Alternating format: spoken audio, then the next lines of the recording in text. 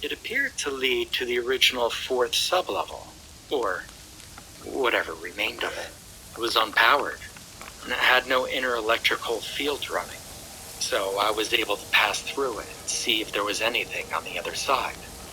But I saw only darkness, nothing at all. On further inspection, I noticed that the door had actually been jammed open, just a crack. From outside, I managed to see a tiny bit of the pile of rocks that had blocked my view. It appeared that the hall had suffered a cave-in at some point, or maybe the entire floor had gone through a controlled demolition. Whatever happened, it seemed to be completely inaccessible. I returned to the Hazmat brothers as they worked together to take out their cargo. It was a giant battery or a power cell of some kind. I understood what they were doing, replacing one of the 2 power sources that kept something in, past or around the giant square entrance running. But they couldn't just hot swap one of the batteries that easily. It looked like they had to shut the whole thing down first. And on realizing this, well, I felt equally terrified and excited. I knew I might actually have a chance to glimpse at what they were keeping all the way down there. The guys went to either side of the door, opened up the 2 fuse box looking things above the battery hatches, and flicked 2 of the switches. And nothing happened for a few seconds, and then lights slowly began to warm up past the doorway. The first thing I noticed was just how many of them there were. High up on the ceiling, inside of the chamber, there was an entire array, like stadium lighting turned to a face-down position. It was overkill for illuminating a room. One of the hazmat guys worked to exchange the power cell, while the other took up a defensive position near the center of the doorway and pointed his rifle into the brightened room past it. I'll never be able to give a reason behind the place I saw. I don't think I'd be able to rationalize it, even if whoever ran the base sat me down and described it in great detail. Kept deep inside Area 51 was a full-size lobby of a grand hotel, its style copying the architecture of the 1920s. And the more I looked at it, the more it seemed to be pulled out of history. It wasn't like a movie set or an attempt at a replica. It had Roman pillars, marble tile, a mahogany reception desk with a classic candlestick phone in black. Most of the hard materials were in good condition, but the fabric, like the red carpet and the drapes covering the walls, were falling apart and covered in dust. Behind the cloth hanging from the ceiling were the remnants of floral wallpaper, curled and melting into the floor. It was like the lobby had been sliced cleanly out of the building and transported directly here. The outer edges of the walls looked sharp, without any signage.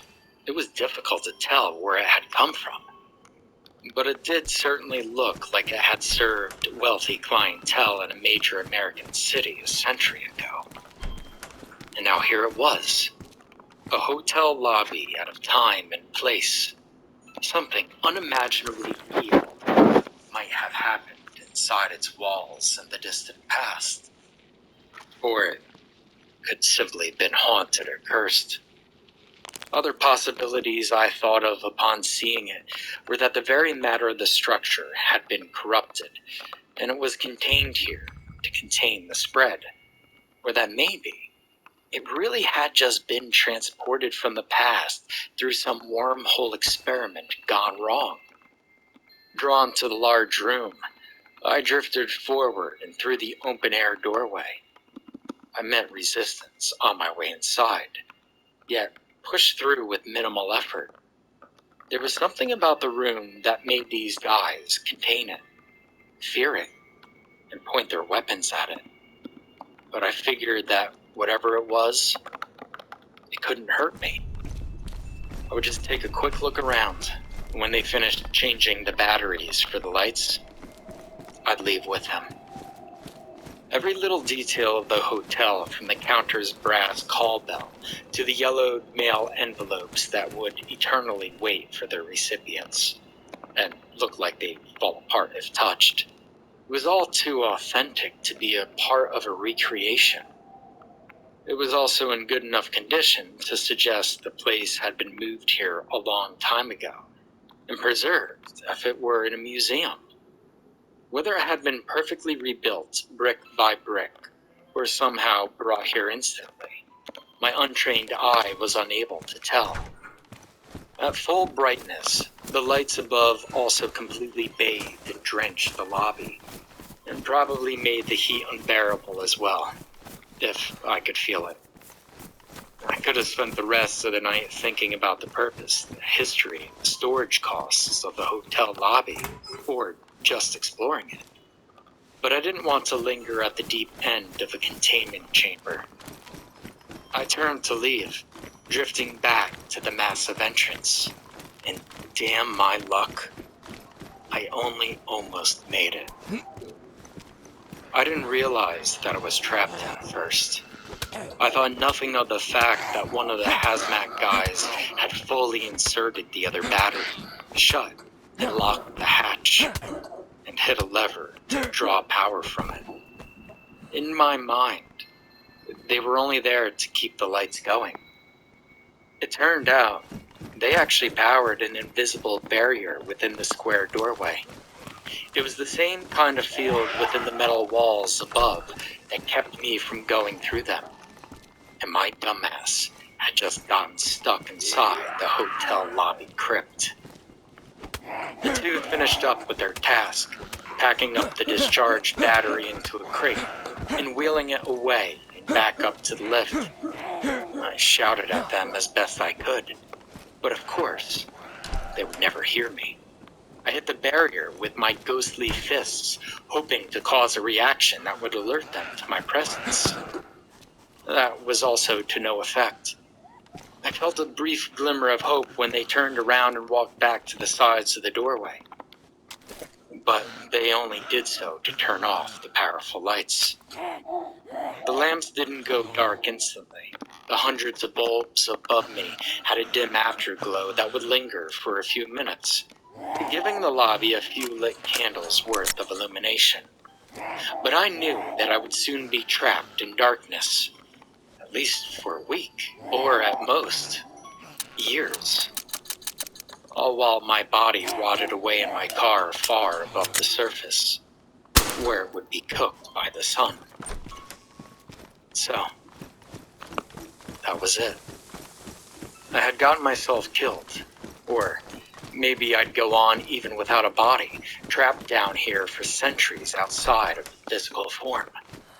I thought about all the places that I would never get to see, and my poor mom wondering what had happened to me. The only two people who could let me out disappeared behind the elevator door, after which I drifted over to the center of the hotel lobby, feeling completely despondent and resigned. The fading warmth of the lights looked like they would keep me out of total darkness for another few minutes.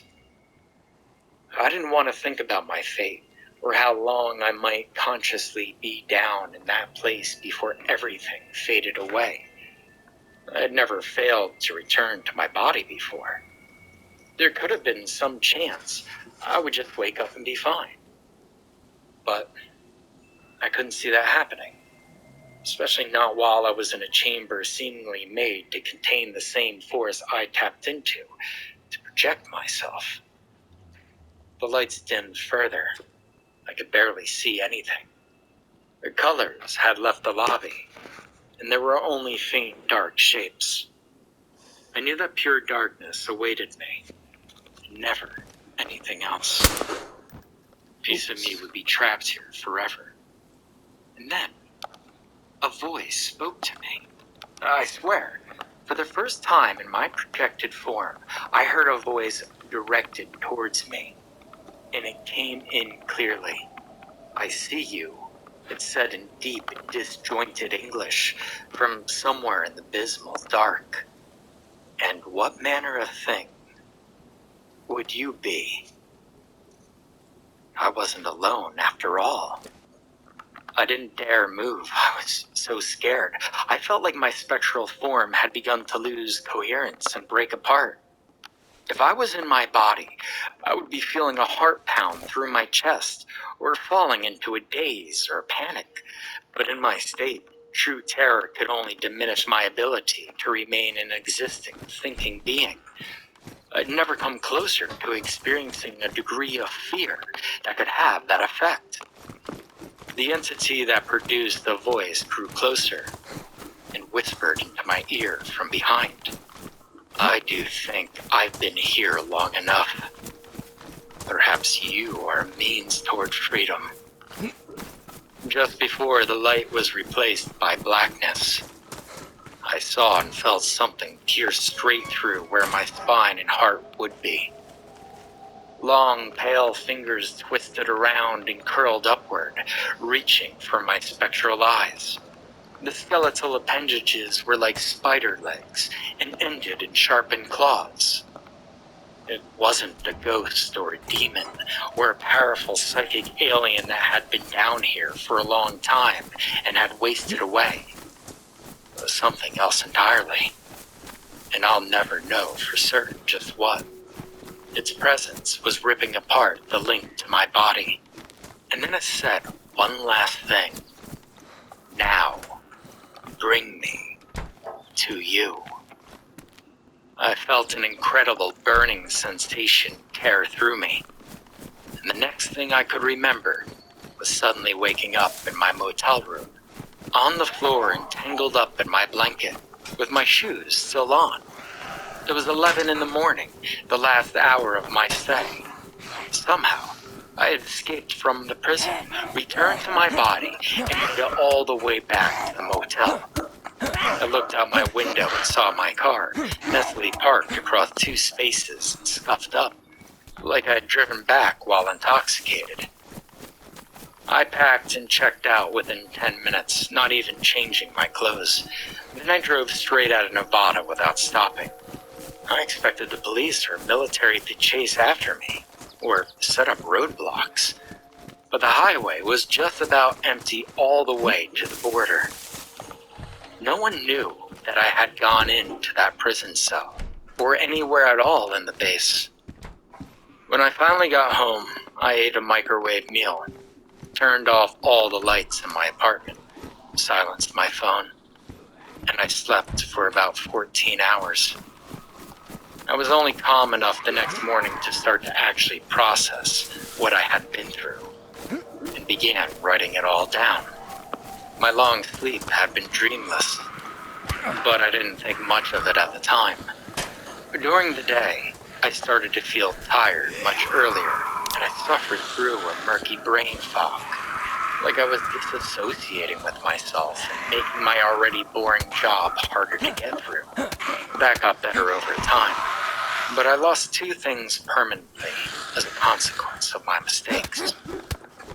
It's been years, and I still haven't had a single dream since then.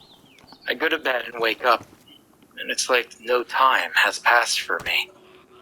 In relation to that ailment, I can no longer project myself either. Part of myself is gone. Now, a year ago, I got my brain scanned at a hospital. It didn't reveal what was wrong with me or help me find treatment.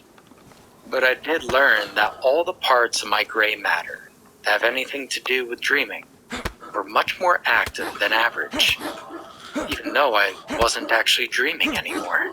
I think that whatever I encountered freed me, but also found a way back to my body, and as payment for that freedom, took up residence somewhere in my mind.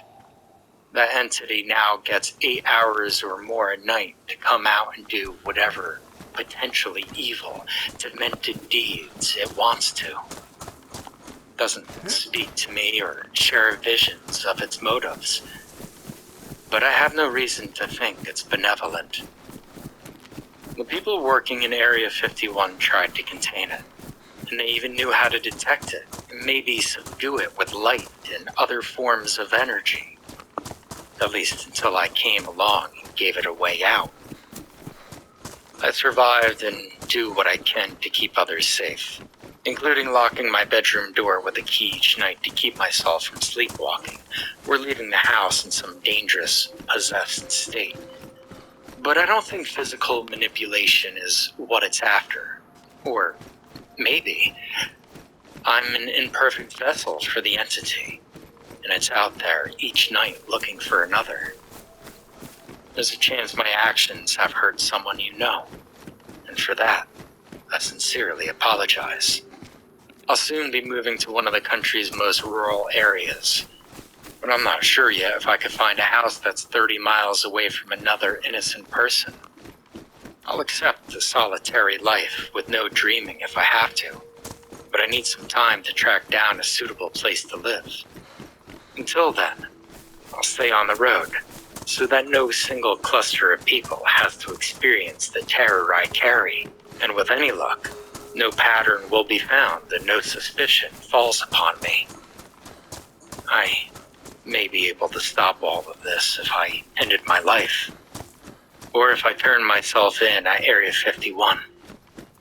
But I'm sorry, I'm still too selfish and cowardly to do either. And for my mom's sake, and my friends, I can't stay close to home. You see, every night, 1 or 2 people within 30-mile radius of me die from a sudden brain hemorrhage. The local news picked it up and called it a possible local epidemic. And that's when I made the connection and blamed myself. I've been on the move since. I turned myself into a walking bioweapon, and my only remaining hope is that if you should have the misfortune to meet the thing I'm carrying around, any possible pain or terror you experience is brief. Again, I'm sorry. It's a terrible mistake to squander a gift. It's worse still to misuse it.